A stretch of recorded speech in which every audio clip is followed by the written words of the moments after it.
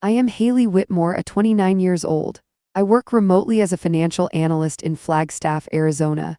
A few months ago, I was denied for a car loan I was pre-approved for, and what I uncovered shattered my trust, my identity, and almost my life. It was my sister. She used my name to buy a house, and now she pays rent to me. The last time I applied for a car loan, it took less than an hour. Good credit, stable income, zero debt.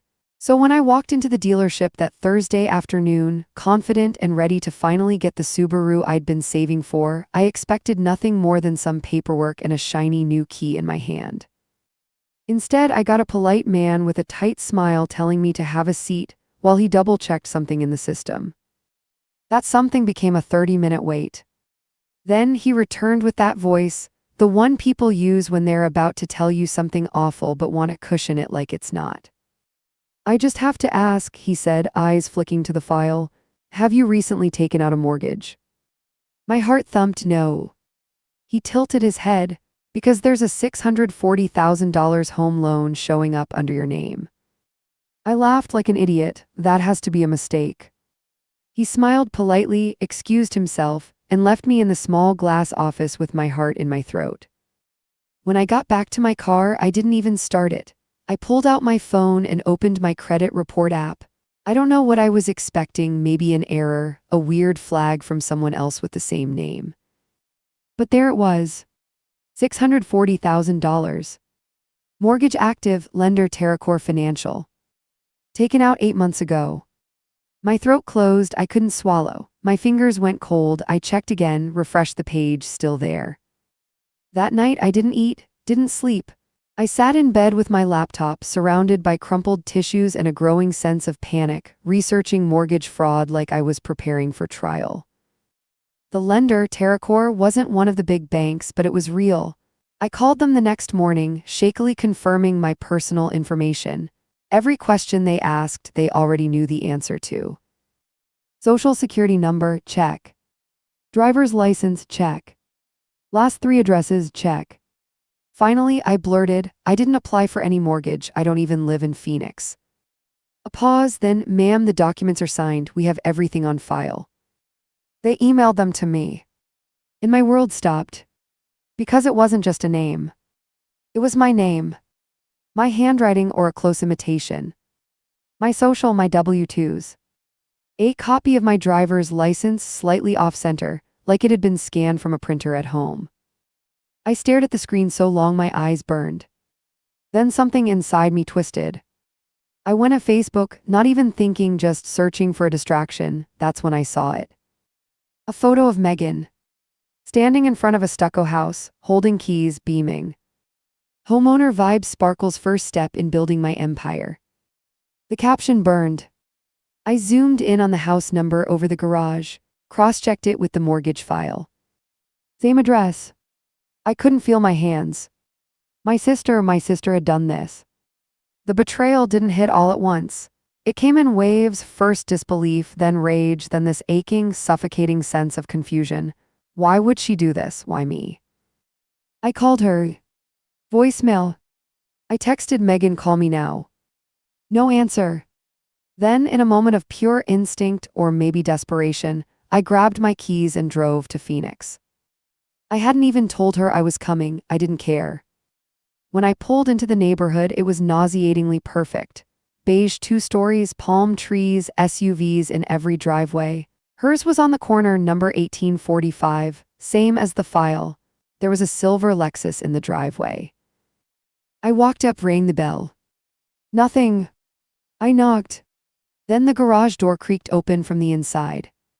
She stepped out like this was just a normal Tuesday.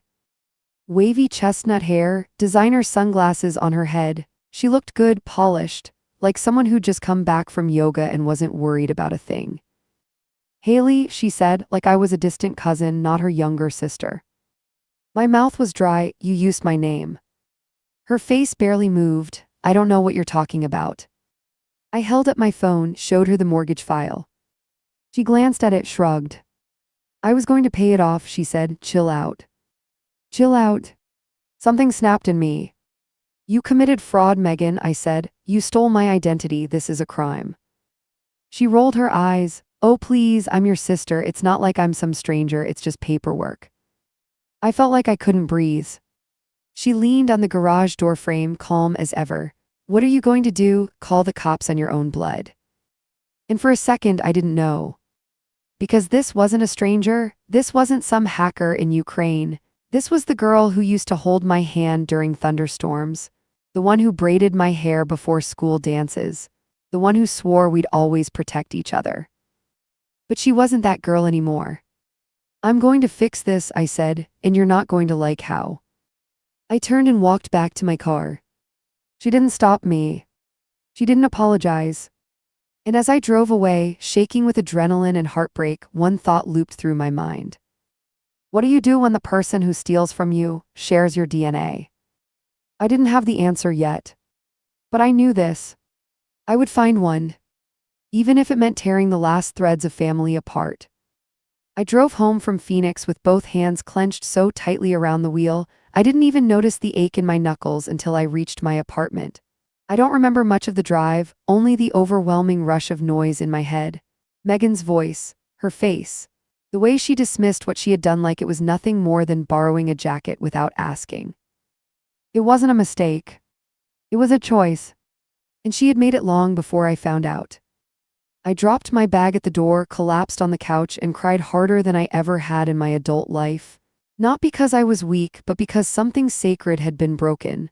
This wasn't about money, it wasn't even about identity, it was about trust, and Megan had taken a knife to it. That night I opened every account in my name, credit cards, bank statements, tax portals, searching for any hint that the damage was deeper. And it was. I found a utility bill I didn't recognize. A strange change of address notification from 6 months ago.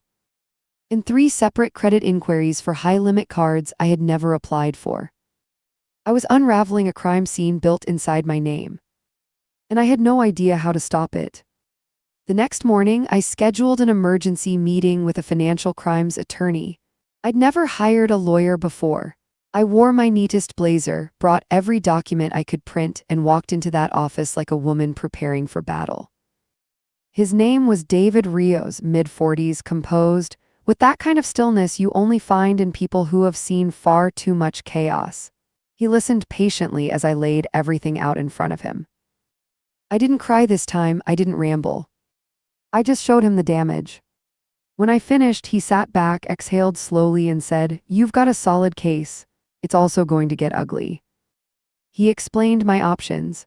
I could report Megan to the police, press formal identity theft charges, and let the justice system do its work, or file a civil suit to recover damages, which would be faster but less satisfying. I asked what he would do if it were his sister. He looked me dead in the eye and said, "I wouldn't let blood get in the way of the truth." That stuck with me. But part of me still wanted to believe there had to be another way. So I tried one. I called my parents. I'll never forget the sound of my mom's voice when I told her. It cracked. She didn't scream or deny it, she just said, "Are you sure?" And my father, he was silent, then angry. But not at Megan. At me. "You don't air family business in court, Haley," he said. "You handle it behind closed doors." She made a mistake. I couldn't breathe, she stole my life. "She's your sister," he said. "Don't destroy her over this." That was the moment I realized I was on my own. Not just legally, but emotionally. I hung up, I called David, and I filed the police report the next morning. 2 officers came to take my statement. They were kind, professional, but I could feel the unspoken judgment hovering over their clipboards. Filing charges against your own sister wasn't common, but it was legal. The report was entered. The investigation began. Megan didn't respond to my texts. Instead, she showed up at my apartment 2 days later, pounding on the door like a woman possessed. "You called the cops on me," she screamed. "Are you insane?" I stood behind the locked door, my voice was calm. "You committed a felony." Her voice cracked with rage. "You're ruining my life." "No," I said, "you did that yourself." She stood there for a moment, her breath heavy, her fists clenched. Then she said something I'll never forget. "I hope you know you'll never be part of this family again." And then she left. I didn't cry this time. I called David, told him what happened, and we filed for a formal injunction to prevent Megan from accessing anything further in my name. Bank records, insurance, even online accounts. He called it locking the front door after the break-in. The days that followed were brutal. I couldn't sleep. I couldn't concentrate. My job, which I'd always been good at, started slipping. My supervisor noticed. She gently pulled me aside during a Zoom call and asked if everything was okay. I lied, just some family stuff. What I wanted to say was, my sister stole my name and bought a house with it.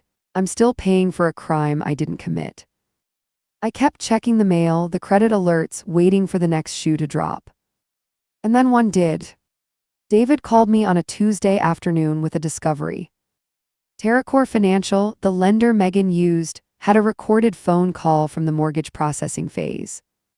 In that call, Megan had admitted to using her sister's financial profile to help with approval. It was clear, undeniable, and it changed everything. I had leverage now. Real legal leverage. David suggested something bold. Instead of continuing with the criminal case, we could approach Megan with a private settlement, transfer the deed to me, restore the mortgage under my real legal control, and avoid dragging this into open court. It wouldn't erase what she did, but it would stop the bleeding. And most importantly, it would make her pay. I thought about it for a full night, went for a walk under a purple Arizona sky, watched the stars emerge like scattered promises, listened to the wind rattle through pine branches. By morning, I had my answer. We sent her the proposal. 2 days later, Megan signed. The house, the one she stole with my name, was now legally mine. And soon she'd be sending me rent checks. It should have felt like justice. But when I held the signed agreement in my hands, it felt like something else entirely. Like grief. Like the final page of a childhood story where the villain wasn't a stranger, but the girl you used to share secrets with in the dark. The day Megan signed over the deed, it was raining in Phoenix. Just a light drizzle, the kind that makes everything look grayer than it is. I sat in the corner of David's office, waiting. My hands were folded neatly in my lap, but the pressure I applied to my own fingers left crescent moons in my palms. Megan arrived 7 minutes late, wearing oversized sunglasses and a tight ponytail. She didn't greet me. She didn't look at me. She sat across the table, legs crossed, her mouth a perfect line. David slid the documents toward her. These state that you relinquish all ownership rights and agree to the transfer of the mortgage to Haley Whitmore. As discussed, this replaces the pending fraud case and seals all further legal action, provided you adhere to the terms. She stared at the papers for a second too long. Do I need a pen? She asked, her voice clipped.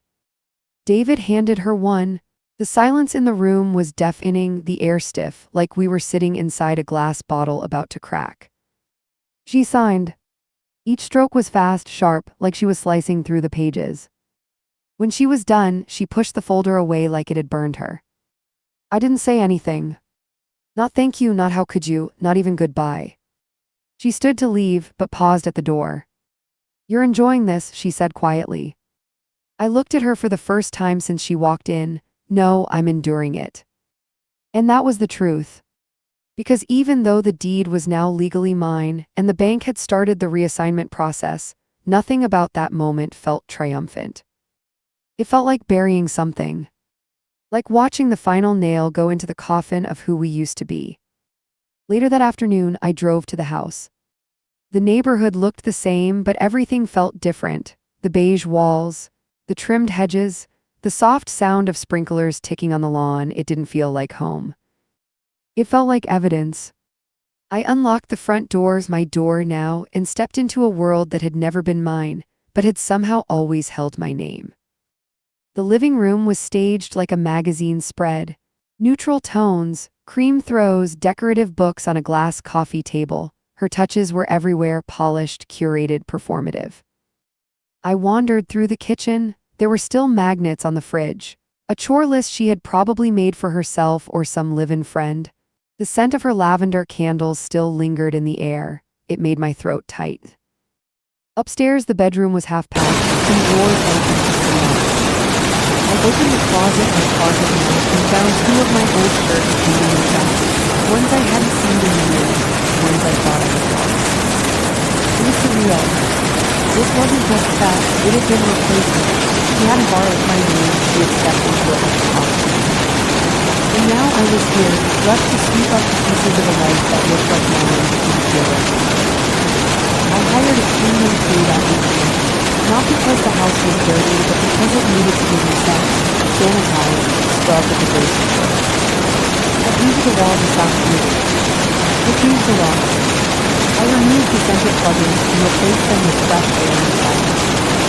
A week later, Megan texted me for the first time since the signing. "Megan, can I stay in the house until I find a new place?" I stared at the message for a long time. She had no legal standing anymore, but part of me, some soft, wounded part, didn't want her sleeping in her car or couch surfing through our cousin's guest room. Despite everything, the trauma hadn't hardened me completely. I sent back a lease agreement. Market rate, utilities not included, 1-month security deposit, 60-day term. She signed it without comment. And just like that, I became her landlord.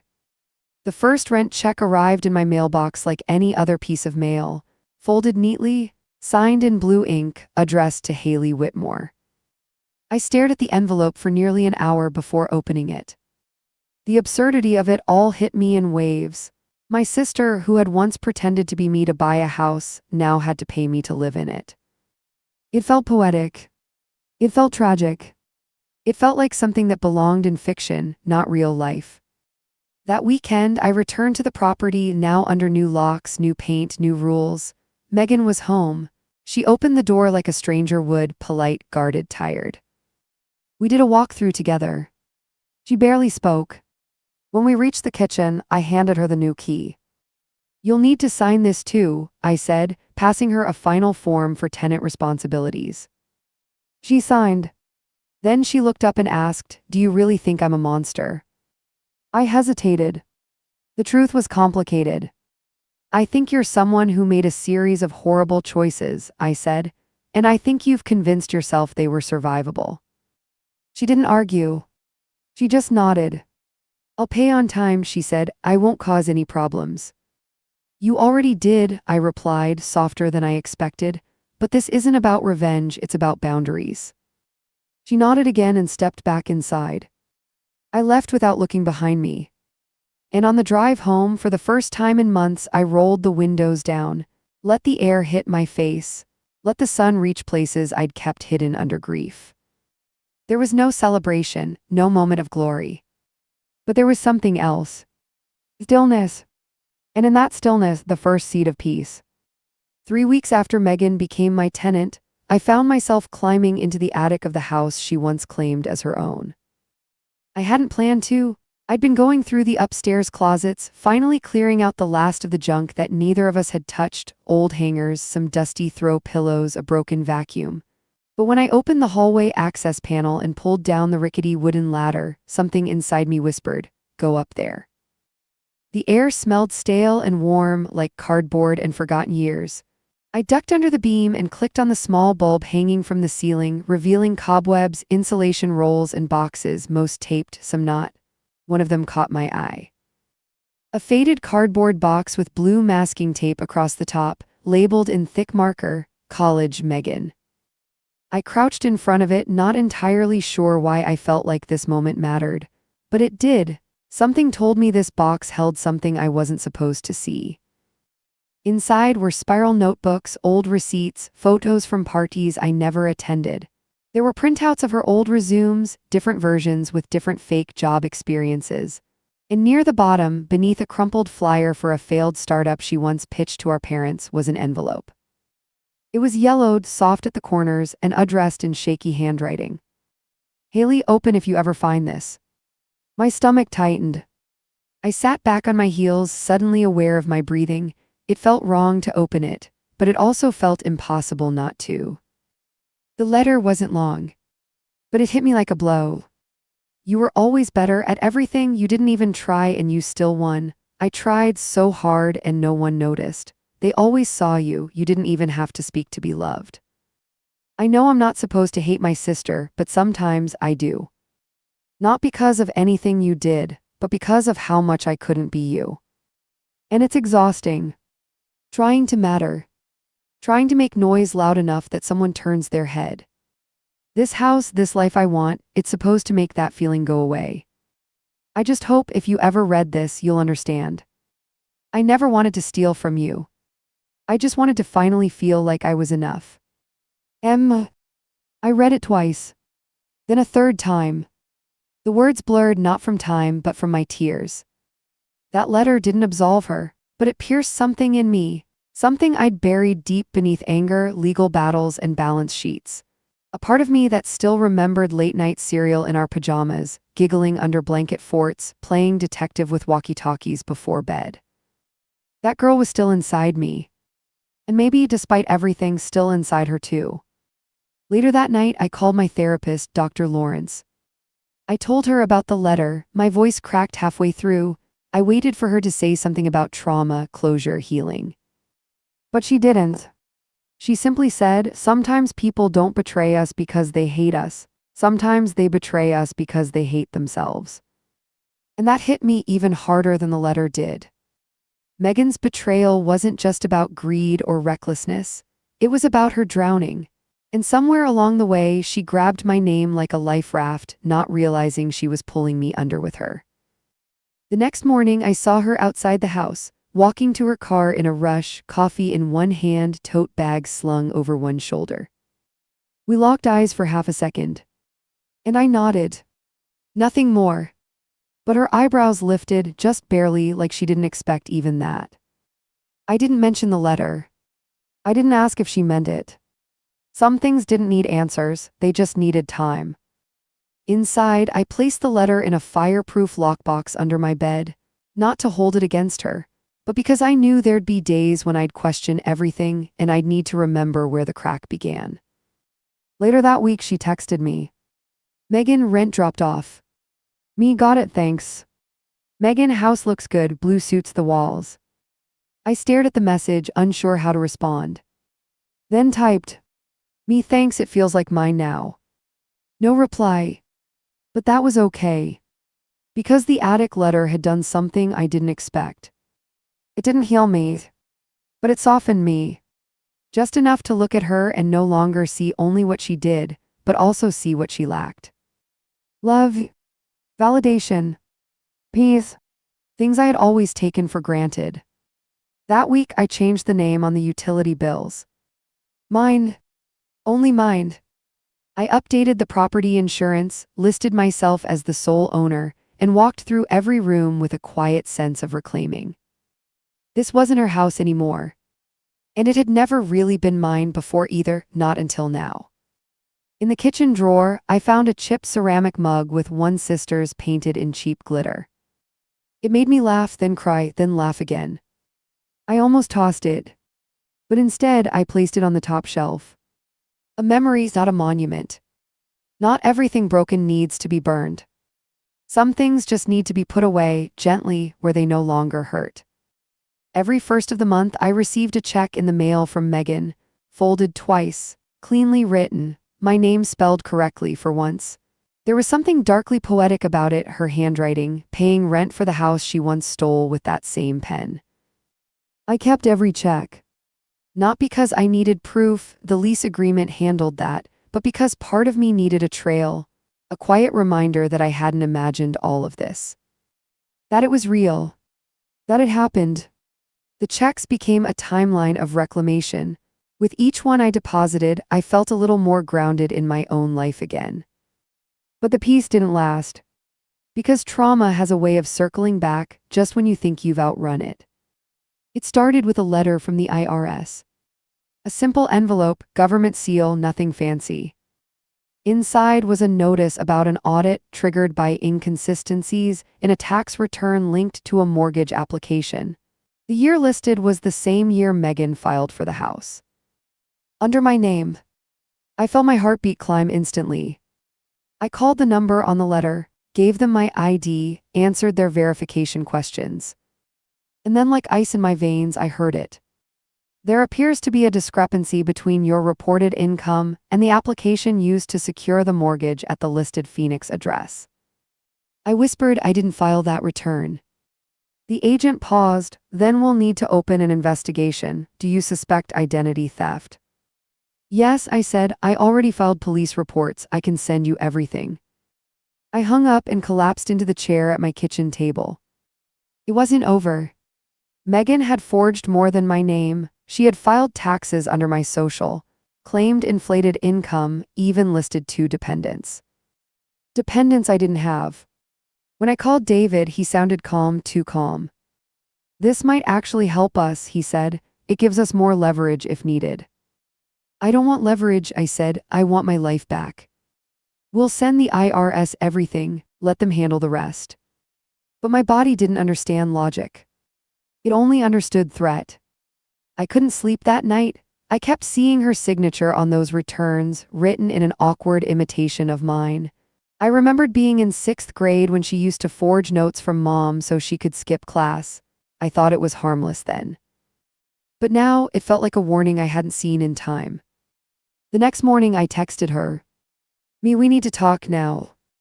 Megan, what's going on? Me, IRS fraud tax year 20XX, I know what you filed. A minute later. Megan, I'll be home at 7. Home? The word twisted in my stomach. It wasn't her home anymore. When I arrived at the house that evening, she was already in the kitchen. The lease allowed me access for inspections, but this wasn't official. This was personal. The air between us was stiff with old ghosts. I set the IRS letter on the counter. This is still happening, I said. She read the notice slowly. I watched her eyes shift, confusion to recognition, then shame. She didn't deny it. I didn't know they'd flag it, she murmured. You filed a federal document using my identity, I said. You committed fraud again. She looked at me, really looked at me. I thought it was over. It's not. She closed her eyes, took a breath. What do you want me to do? I hesitated. Because I had thought about this endlessly. The house was mine, the checks were regular, the paperwork had been fixed, but the truth was I didn't want her here anymore. I'm terminating the lease, I said. You have 60 days. She blinked. You're kicking me out. I'm enforcing a boundary, I replied, one I should have enforced a long time ago. Her voice cracked. I've done everything right since. You said this wasn't about revenge. It's not, I said. It's about not letting you camp in the ruins of the life you wrecked. We stared at each other. No yelling, no door slamming. Just silence and the heavy truth sitting between us. The next morning, she dropped off her early move-out notice. 30 days, no contest. And just like that, she was gone again. In the weeks that followed, I started thinking about what this house could become without her shadow hanging over it. I listed it for rent, interviewed tenants, chose a quiet woman named Laura with a 12-year-old son and a scruffy golden retriever. They moved in just as Megan moved out. And when I walked through the empty house one last time, I felt something I hadn't in months. Not power. Not relief. Just quiet. Clean, unburdened quiet. Later that evening, Megan sent one final text.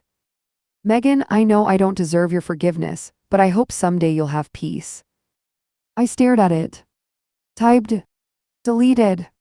Typed again. Me, I already have it. I turned off my phone and stood on the porch of my own apartment, watching the Arizona sunset spill across the sky in ribbons of coral and gold. I didn't know what the future held for her.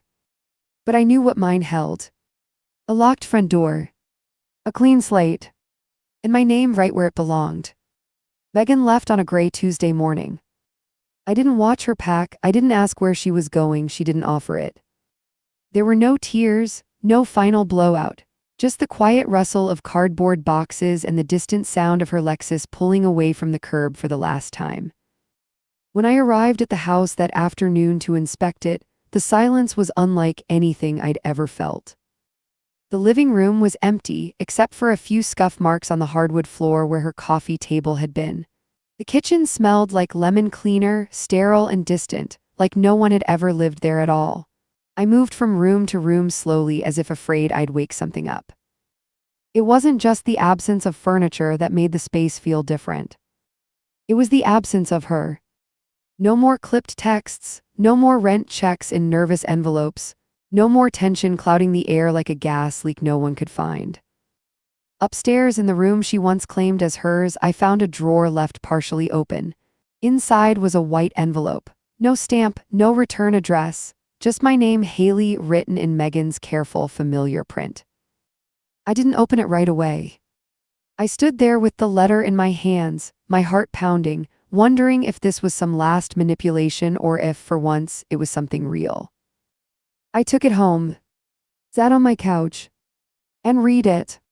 I don't know how to say goodbye to someone who still lives inside my head.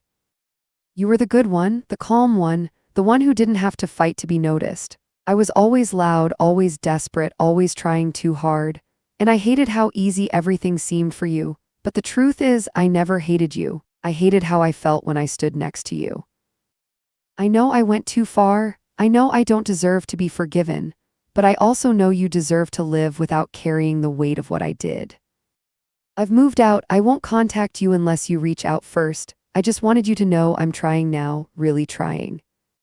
Thank you for not destroying me, even when you could have. I read it twice. And then a third time. It wasn't perfect. It wasn't even enough. But it was something. Later that evening, I placed the letter in the same fireproof lockbox where I'd kept the one from the attic. Not out of sentimentality, but because I knew that someday, I might need to remember that even deeply broken people can still try to change. The next day, Laura and her son moved in. The boy, James, was polite and shy, carrying a box of video game controllers and a soccer ball under his arm. The golden retriever bounded through the house with joy, tail wagging wildly as he explored every room. Laura handed me the signed lease and smiled. This place, it's a dream, thank you. I nodded, just treat it like home. I walked them through the house, explaining how the thermostat worked, where the fuse box was, how the sprinkler system tended to be moody in the summer. It felt strange, giving a tour of a place I'd never fully lived in, a home that had been hijacked, then reclaimed, and now passed on. But it also felt right. When I left, I stood on the curb for a moment, watching as James threw a tennis ball to the dog, both of them running in circles, laughing and barking into the golden light of late afternoon. And I felt something I hadn't in a long time. Closure. It didn't come in a courtroom, or a shouting match, or even a tearful apology. It came in the stillness. In the way I no longer flinched when I saw her handwriting. In the way my body didn't tense every time an unknown number called my phone. In the way the house now smelled like wet dog and not lavender candles. That night I returned to my own apartment, lit a candle and made tea. I turned off my phone and sat in silence. No legal documents, no emails, no therapists or lawyers or nightmares. Just me. Breathing. Whole. Not healed all the way, but closer. Before bed, I opened my journal and wrote. Today she left, but I stayed, and I'm still standing, that matters. I slept through the night for the first time in months. It had been nearly a year since Megan forged my identity, and life had finally begun to resemble something steady again. My credit score was recovering. My name was clean. The Phoenix house was rented out to a family who appreciated it and respected the space in ways Megan never had. But healing is never clean. It's never linear. It's more like a tide pulling you back just when you think you've moved forward. One afternoon in late spring, I received a wedding invitation. It came in a cream-colored envelope, soft gold lettering, embossed names. My cousin Jenna was getting married. I smiled at first, remembering summers spent at her lake house, sticky lemonade, mosquito bites, our shared obsession with the Backstreet Boys.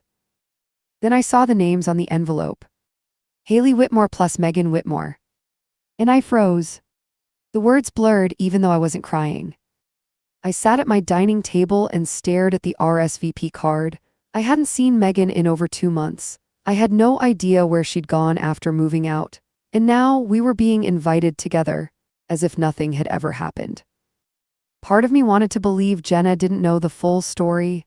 Another part of me suspected she did and sent it anyway, a way to smooth over family fractures with a party and a buffet. I did RSVP right away. Instead, I called my mother. She picked up on the third ring. Hey, sweetie. I kept my voice even. Did you get Jenna's invitation? A pause. Yes, she said quietly, so did Megan. Are you going? Your father and I ours. And Megan's. She told Jenna she'd be there. I think she's trying to be better now. I almost laughed. She committed federal crimes. I'm not sure wedding cake fixes that. Haley, she said gently, I'm not asking you to forgive her, but family doesn't heal through silence. That sentence lodged in me like a splinter. Because for a long time, silence had been the healing. I hung up without promising anything. Later, I brought it up in therapy. I'm scared, I told Dr. Lawrence. I'm scared to walk into a room where people might think I'm the villain, where they whisper things like, why didn't she just let it go? She nodded, you're not responsible for their discomfort, you're only responsible for your truth. The next day I mailed my RSVP card. I checked the box, will attend, and below it in neat handwriting I wrote, Haley Whitmore, party of one. The wedding was held at a vineyard just outside of Sedona. It was elegant, understated, with lanterns hanging from tree branches and soft piano music playing in the background. I wore a slate blue dress and low heels, hair in a simple twist. I arrived early. Not to make a statement, but to settle my nerves. I found my table, sipped water, made small talk with a few distant cousins. The ceremony began at golden hour, and Jenna looked radiant, floating down the aisle with tears in her eyes and joy on her lips. For a brief moment, I forgot everything else. Until I saw Megan. She was seated across the aisle, third row, wearing a mauve dress and a thin silver bracelet I recognized from our teenage years. Her hair was shorter now, cut just below the chin, and her face was softer. Not sad, but quieter. We didn't speak during the ceremony, we didn't even glance at each other. But when the music ended and the guests shuffled toward the reception hall, she passed near me. And in the faintest voice she said, hi. I nodded. That was all. At the reception, we were seated at different tables. I made conversation with a college friend of Jenna. Megan sat with our parents. I watched as she smiled at a joke my father told, the same kind of joke that used to make me roll my eyes as a kid. And something about that hurt more than I expected. When dinner was served, Uncle Tom leaned across the table toward me. You and Megan still not talking. I sipped my wine, we're not talking. He chuckled, you've got your mama's diplomacy. Then he looked at me more serious. Family forgives Haley. I met his gaze, so does justice, eventually. He didn't respond. After dinner, I slipped outside for air. The courtyard was quiet, lit with warm string lights. The scent of roses and distant rain hung in the air. I closed my eyes. And then I heard footsteps behind me. Megan. I wasn't going to say anything, she said, but I'm glad you came. I opened my eyes, I was. It was a Wednesday afternoon when the email arrived. Subject line, your credit report has been updated. I was halfway through my lunch break, sipping lukewarm coffee and deleting junk mail. I almost ignored it, but when I clicked it open, my hands began to shake. There it was. The fraudulent mortgage gone. The flag tax return marked resolved. The negative hit to my credit score reversed. A clean record, a real official certified clean record. I sat back in my chair, the sunlight pouring through the window like it had something to celebrate. But I didn't cry, I didn't cheer. I just sat there in complete silence, staring at the words on my screen. I was free. No more damage to explain, no more lender calls, no more bruises from battles I hadn't asked to fight. It was finally over. I printed out the report and placed it gently in a folder labeled resolution. Then I reached for the journal I kept hidden under the couch cushions and flipped back to the page I'd written nearly a year ago, the night I found out about the mortgage. In all caps, scrawled in ink that bled through the paper, I'd written, "Who am I now?" And below it in smaller handwriting, "Will I ever feel like myself again?" Reading that now, with a cleared name and a steady pulse, I wanted to reach back through time and hold that version of me, terrified, confused, shattered. Tell her, you won't be the same, but you'll be okay. That night I went for a walk. No destination, no music in my ears, just the sound of gravel under my boots and the distant hum of cicadas buzzing in the dusk. A neighbor waved, I waved back. I passed a family playing catch in their front yard, the father laughing as he missed the ball on purpose. A couple walking their dog, a girl on her bike, streamers flapping from her handlebars. It all felt new, even though it was. Because I was different. Not hardened, not bitter. Just quieter, stronger in ways that didn't show on the surface. The next morning, I got a letter in the mail. Handwritten, no return address. But the handwriting was familiar. Megan. Inside was a gift card to a spa and a folded note. This won't fix anything, but maybe it gives you a small day of peace. If nothing else, call it back rent for the time I borrowed your name.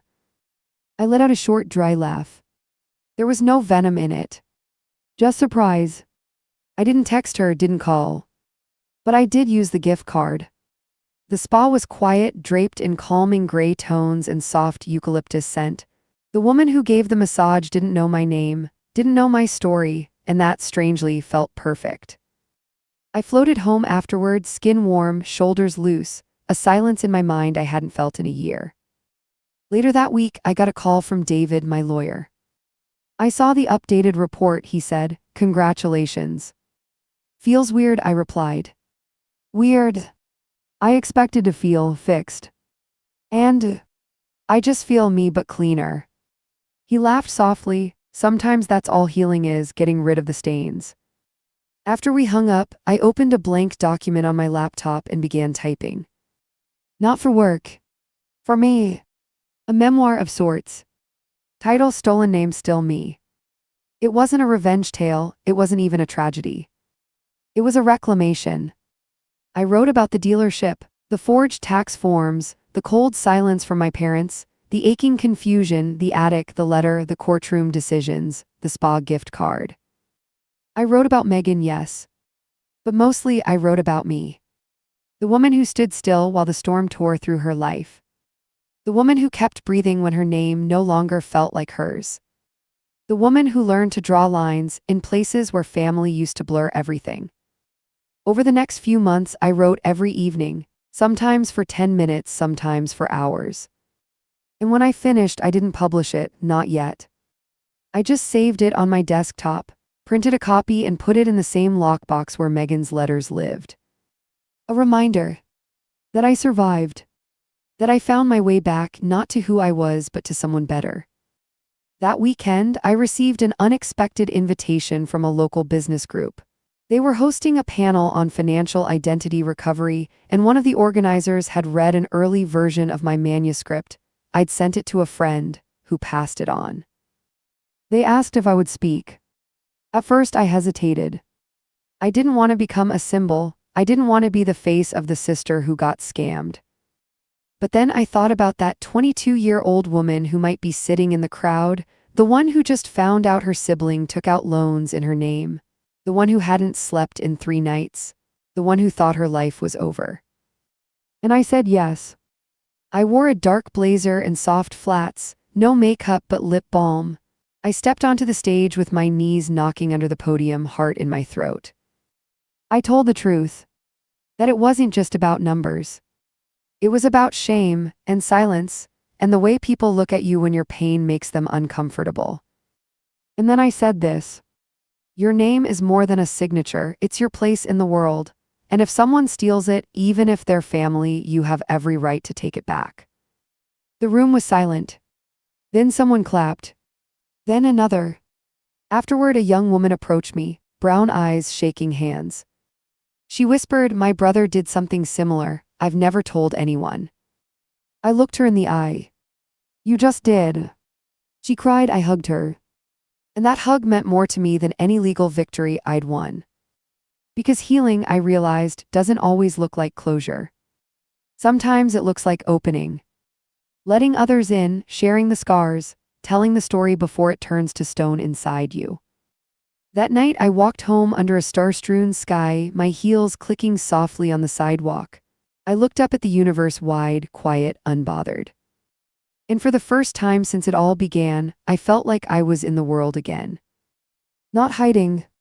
Not surviving. Just here. And that was enough. A year to the day after everything began, after the forged mortgage, the broken trust, the legal filings, I stood in my bathroom, staring at myself in the mirror. Same face, same eyes, same faint scar near my eyebrow from the time I fell off my bike when I was 9. But the woman staring back at me wasn't the same. She was quieter inside, sharper in the eyes, tired maybe but more awake than ever. I reached for my hairbrush and paused, fingertips grazing the edge of the counter. I caught my reflection again, and this thought surfaced. This is the first time in a year I've looked in the mirror and not felt like a ghost. I decided to commemorate the day. I took the day off work, put on my favorite black jeans and a white linen shirt, packed up my laptop and headed to a quiet cafe downtown, the one with the green umbrellas and the hummingbird feeders.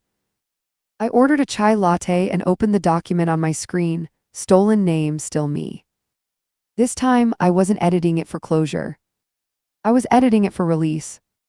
I uploaded the final manuscript to a self-publishing platform and stared at the confirmation screen before clicking publish.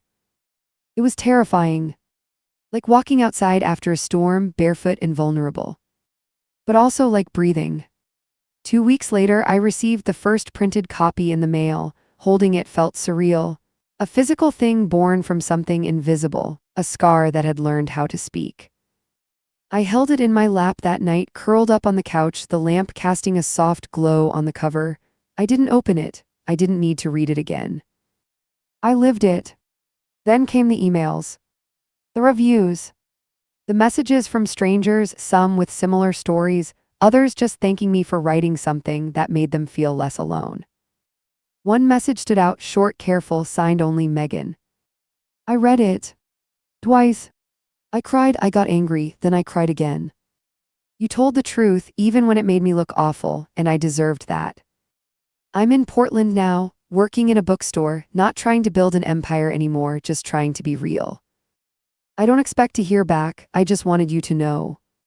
I'm proud of you. M. I read the message 3 times. Then I closed my laptop and cried. But not out of sadness. Out of something much quieter. Not forgiveness, but peace. I didn't reply. Not yet. The next morning, I got a call from the local radio station. They'd heard about the book through the business community. They asked if I'd come on air to talk about it, about identity, survival, and starting over. I said yes. And for the first time in months, I pulled out the navy blazer I hadn't worn since the courthouse meetings. I stood in front of the mirror again, adjusted the lapels, and stared at my reflection. You're not who you were, but you're still Haley. I said the words aloud. And they stuck. The interview went well. I spoke slowly, clearly. The host was kind. The calls afterward were gentle. People wanted to know how I had handled it, not just the crime, but the shame. And I told them, shame only thrives in silence. The moment I told my story out loud, it stopped owning me. That evening, I walked home under a sky streaked in pink and purple. I passed the old courthouse, paused at the steps, and let out a breath I hadn't realized I'd been holding for a year. Then I did something unexpected. I called my mother. She answered on the second ring. Her voice was quiet. Haley. Hi, I said, just wanted to say I'm okay. There was a pause, then, I've been reading your book. I smiled, I figured. I didn't know how bad it got, she whispered. I just didn't want to believe it. I know. Another pause. We're proud of you, your father too. He just doesn't know how to say it without sounding like a jerk. That made me laugh. And for a moment, the fracture didn't feel so wide. That weekend, I visited the Phoenix house, the one Megan had tried to make hers and the one I had reclaimed. Laura greeted me at the door with a warm smile and a baby on her hip. She'd recently remarried, and they'd welcomed a daughter, Emily. The house was full of life. James's soccer trophies lined the windowsill. The backyard had a new swing set. The walls were now a soft sage green, and the place smelled like cinnamon and fresh laundry. It felt nothing like Megan, and everything like a second chance.